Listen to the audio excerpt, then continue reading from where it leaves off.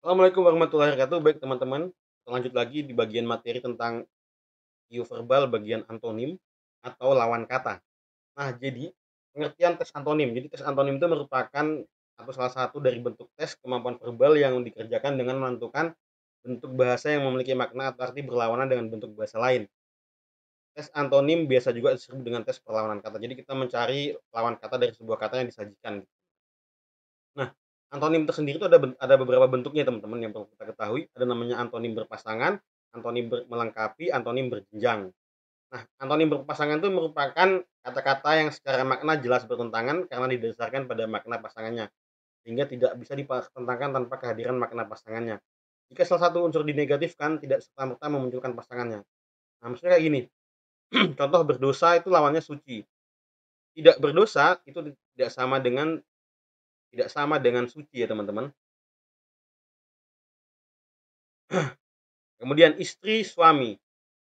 Kalau dinegatifkan yang istri berarti bukan istri, maka tidak sama artinya dengan suami, tidak tidak bisa dilawankan dengan suami gitu ya. Pembeli, penjual, bukan pembeli tidak sama dengan penjual gitu ya teman-teman. Nah, oke. Kemudian anonim melengkapi. Kata-katanya secara makna bertentangan tetapi kehadiran makna salah satu kata bersifat melengkapi kehadiran makna yang lainnya. Pertanyaan lawannya jawaban, mencari menemukan. Kan beda dengan yang tadi. Berdosa itu lawan katanya suci, istri suami. Itu anonim berpasangan, pembeli, penjual. Kalau ada pembeli pasti ada penjual, bukan pembeli tidak ada penjual kan gitu. Pasangan gitu. Melengkapi itu berarti pertanyaan, jawaban, mencari, menemukan. Jadi makna yang lainnya itu melengkapi makna yang sebelumnya gitu. Kemudian antonim berjenjang. Antonim yang secara kata itu mengandung makna pertentangan, tetapi pertentangan makna itu bersifat berjenjang, bertahap atau bertingkat. Dingin, hangat, panas gitu ya. Dingin, hangat, panas. Kaku, lentur, elastis, mahal, wajar, murah kayak gitu contohnya. Yang berjenjang, mahal, murah gitu ya. Nah, sekarang kita coba latihan soal. Kita punya kata makna kendala. Itu berlawanan kata dengan apa? Nah, kalau antonim itu biasanya simbolnya kayak gini, teman-teman. Ini. Nah, kendala. Jadi kita cari makna kata kendala. Kendala itu kan maknanya adalah masalah ya. Nah, kira-kira yang ada hubungannya dengan lawan kata dari kendala itu apa? Pendukung, manifestasi, bimbingan, hambatan. Kendala dengan hambatan sama ini. Ini sama dengan hambatan kendala. Nah, kalau saya memilihnya adalah pendukung. Nah, lawan kata dari kendala adalah pendukung gitu. Oke, bongsor.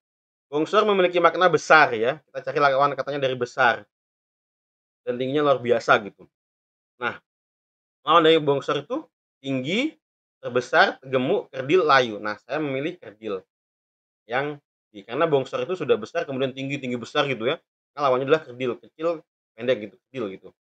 Oke. Kemudian dependent. Dependent itu lawannya biasanya kita mengenal dependent, independent ya. Dependent itu bergantung, lawannya adalah mandiri gitu. Nah, dependent, independent. Independent itu berarti mandiri, gitu ya. Nah, gitu. Jawabannya yang B gitu. Nah, soal analogi itu seperti itu, antonim gitu teman-teman ya. Kita harus mencari maknanya gitu. Nah, kemudian kita soal yang lainnya, kohesi. Kohesi lawannya adalah adesi ya. Lawannya adalah adesi gitu ya.